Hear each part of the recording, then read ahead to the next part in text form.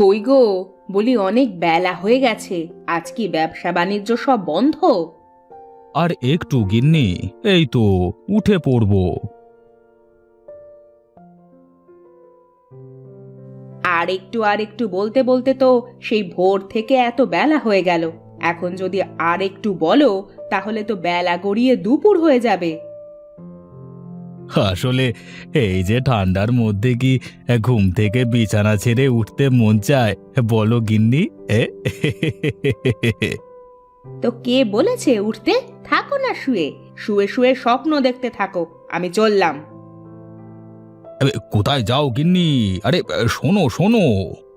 তোমার কথা শোনার মতো সময় এখন আমার নেই। এখন রান্নাঘরে ঢুকতে হবে, একটু দেরি হলে তো আবার তুল কালাম বেঁধে যাবে। আরে শোনো শোনো, একবার আসবে তো এদিকে নাকি? তাড়াতাড়ি বলো কি বলবে, তুমি তো জানোই মেজ বউয়ের মেজাজ। কি এত সুন্দর কানের দুল, এটা তুমি আমার জন্য এনেছো বুঝি? হ্যাঁ গো, এনে রেখে দিয়েছি তো। কিন্তু তোমাকে যে দেখাবো সে কথা তো মনেই নেই। বেশ বেশ, দাও দেখি আমার হাতে। কেমন দেখাচ্ছে আমাকে দুল জোড়া পরে? আমার কথা তো তোমার বিশ্বাস হবে না। তুমি গিয়ে আয়নার সামনে দাঁড়িয়ে নিজেই দেখে নাও। ঠিক আছে, আমি গেলাম তাহলে। তুমি দাঁত মেজে গোসল করে নাও, আমি ততক্ষণে রান্না শেষ করি। ঠিক আছে ঠিক আছে, যাও তবে।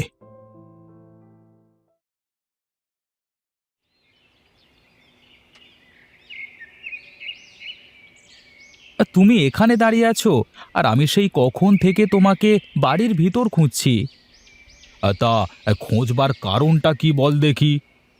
দাদা, আমার কিছু টাকা লাগবে, খুব জরুরি দরকার। তা কত টাকা লাগবে তোর? বেশি না দাদা, 10,000 টাকা হলেই হবে। হ্যাঁ, 10,000 টাকা? এত টাকা দিয়ে কি করবি শুনি? আমি আর আমার বন্ধু পলাশ মিলে একটা ছোট ব্যবসা শুরু করতে যাচ্ছি। কম পুঁজি নিয়েই শুরু করব, পরে আস্তে আস্তে বাড়াবো। টাকা দিতে আমার কোনো সমস্যা নেই, কিন্তু যাই করিস ভেবে চিন্তে করিস বাবা। টাকা পয়সার ব্যাপার। হ্যাঁ, তুমি কিচ্ছু চিন্তা করো না দাদা, পলাশ খুব ভালো ছেলে, আর তাছাড়া সব প্ল্যান তো আমারই। ঠিক আছে ঠিক আছে, যা এখন, আমি গোসলটা সেরে নিই।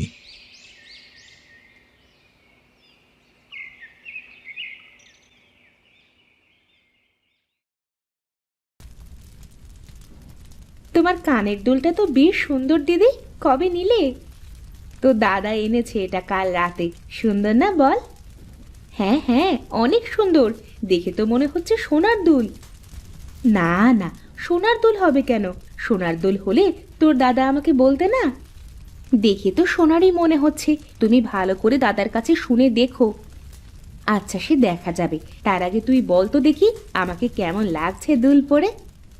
ভালোই লাগছে দিদি। এই নাও, আমার তরকারি কুটা শেষ। এবার তুমি সরবা নাকি আমি ঘরে যাব? যা, তুই ঘরে যা, আমি দেখছি এদিকটা।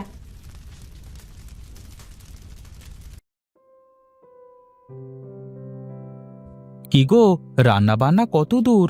এত বেলা করে রান্না করলে মানুষ খাবে কখন আর কাজে যাবে কখন শুনি? এতই যখন তারা, তখন নিজেই গিয়ে রান্না করে নিলেই তো হয়। কি ব্যাপার, তুমি এভাবে কথা বলছো কেন? তোমার কি শরীর খারাপ নাকি? শরীর খারাপ হতে যাবে কেন? আমি ঠিক আছি। আচ্ছা, কি হয়েছে একটু বলো না বউ। তুমি এভাবে মুখ গোমড়া করে থাকলে আমার কিছুই ভালো লাগে না। দাদা বৌদির জন্য কত সুন্দর একজোড়া দুল নিয়ে এসেছে, আর তুমি তুমি আমার জন্য একটা ফিতেও আনো না। ও আচ্ছা, এই ব্যাপার তাহলে। ঠিক আছে, আমি আজই তোমাকে বৌদির থেকে দেখতে ভালো এমন একজোড়া দুল এনে দেব, কেমন? সত্যি বলছো তো? হ্যাঁ গো, সত্যি বলছি। দাদার কাছে 10,000 টাকা চেয়েছি, টাকাটা হাতে পেলেই নিয়ে আসবো। ঠিক আছে, তুমি বসো, আমি দেখি রান্না করেছি। মেজবউ আনতে গেছে রান্নাঘরে। তোমার হাতে রান্নার তুলনা হয় না বড় বৌমা। আর মেজ বৌমা রান্না করতে গেলে তো তেলে ঝোলে করে ফেলে। ও আস্তে আস্তে শিখে যাবে মা, বাপের বাড়িতে কাজ করে খায়নি তো। যেসব মেয়েরা বাপের বাড়িতে কাজ করে খায় না, তারা শ্বশুর বাড়িতেও কাজ করে খায় না। কি যে বলো মা, কয়েকদিন সময় দাও, ও সব শিখে যাবে।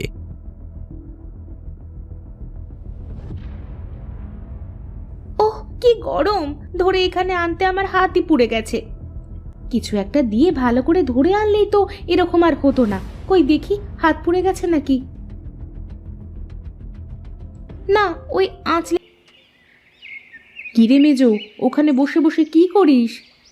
এদিকে একবার এসো না দিদি, দেখো কত সুন্দর সুন্দর ফুল গাছ লাগিয়েছি। এ কি রে, এ তো অনেক ফুল গাছ। এবার থেকে তো তাহলে পুজোর ফুল কিনতে হবে না রে আর। হ্যাঁ দিদি, ভালো করে যত্ন করলে পুজোর ফুল কিনতে আর বাজারে যেতে হবে না। তা এইটা কি ফুল চিনলাম না তো, গাছ দেখে তো মনে হচ্ছে কচু গাছের পাতার মতো পাতা। হ্যাঁ গো দিদি, এটা হলো কচু ফুল গাছ। দিনে দিনে আরো কত কি বের হবে, কচু গাছেও নাকি ফুল ধরে। এসো না দিদি, সত্যি বলছি, তুমি হয়তো দেখোনি কচু ফুল, কিন্তু তুমি জানো এটা একটা ওষুধি গাছ হিসাবেও কবিরাজরা ব্যবহার করে। তুই বুঝি আগে কবিরাজ ছিলি, নাকি তোদের বাড়িতেও কেউ কবিরাজ ছিল? না গো দিদি, আচ্ছা তোমার অত জানা লাগবে না, তুমি তোমার কাজে যাও। তুই এগুলো শেষ করে একটু হাঁড়ি পাতিলগুলো মেজে এনে দিস, আমার অনেক কাপড় চোপড় ধোয়া বাকি আছে।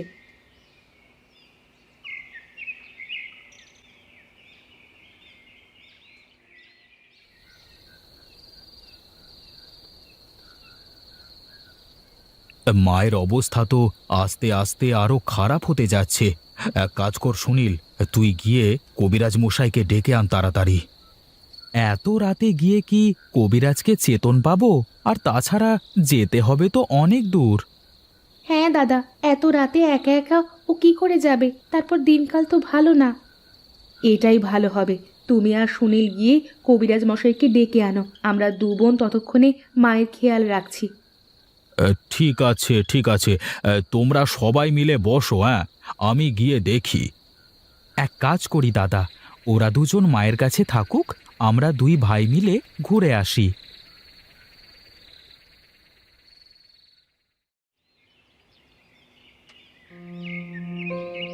এটা হতে পারে না, এভাবে আপনি আমাদের ছেড়ে যেতে পারেন না মা। কি পোড়া কপাল আমাদের, গায়ে একটা মাত্র কবিরাজ, তাও এখন তাকে পেলাম না। বিনা চিকিৎসায় এভাবে মাকে ফেলে রাখতে হলো। এর থেকে বড় কষ্ট যে আর কিছুই হতে পারে না দাদা। তোমরা যেখান থেকে পারো একটা কবিরাজ ধরে আনো, যেভাবেই হোক মাকে বাঁচাতেই হবে। আমি একটা কথা বলবো, যদি সবাই কিছু মনে না করো। আমি বলি কি, আমার লাগানো কচু ফুল এখন অনেক বড় হয়ে গেছে। পোক্ত কচু ফুল দিয়ে রস করে জড়িবুটি বানিয়ে খাওয়ালে মনে হয় মা সুস্থ হয়ে যাবে। তোমার কি মাথা পাগল হয়ে গেছে নাকি? আন্দাজে তুমি কচু ফুলের জড়িবুটি খাওয়াতে বলছো? আমার মনে হয় মেজ বউ ঠিকই বলছে, এখন তো এছাড়া আর কোনো উপায়ও নেই। তাই বলে না জেনে না বুঝে এভাবে খাওয়ানো কি ঠিক হবে বলো? কখন কিসে কি যে হয় তা আমরা কেউ জানি না। দেখি না মেজ বউয়ের এই ঔষধ কাজ করে কিনা। যাও মেজ বউ, তুমি জড়িবুটিটা বানিয়ে নিয়ে এসো।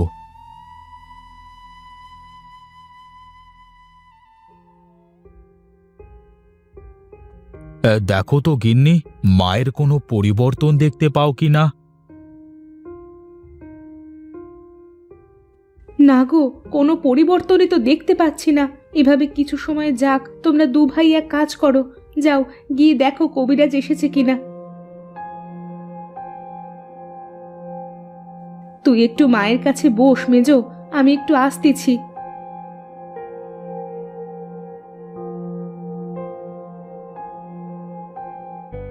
দিদি, ও দিদি, কোথায় গেলে তুমি?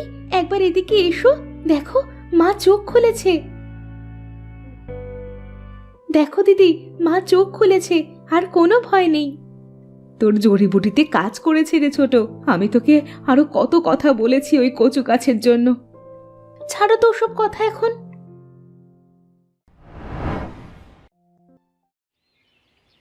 হ্যাঁ মা, আপনার মেজ বউ তো বদ্যি কবিরাজ হয়ে গেছে। গাছের ফুলে আপনাকে কেমন ভালো করে তুললো। হ্যাঁ রে মা, আমি এতদিন মেজ বউয়ের সাথে তেমন কথা বলতাম না, কারণ ও কাজ করতে চাইতো না, কিন্তু এখনো আমাকে সুস্থ করে তুলে আমার মন জয় করে নিয়েছে। এখন থেকে তোরা দুজন আমার দুটো মেয়ে।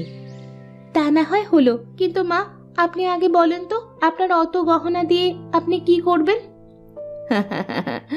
আমার সব গহনা তোদেরই মা, তোরা দুজনে সমান ভাগে ভাগ করে নিবি। চল মা, ঘরে চল, তোদের সাথে একটু কথা আছে আমার। এখানেই বলেন না মা, কথা বলার জন্য আবার ঘরে যাওয়ার কি দরকার? না না, সব কথা বাহিরে বলতে নেই রে মা, চল ঘরে যাই।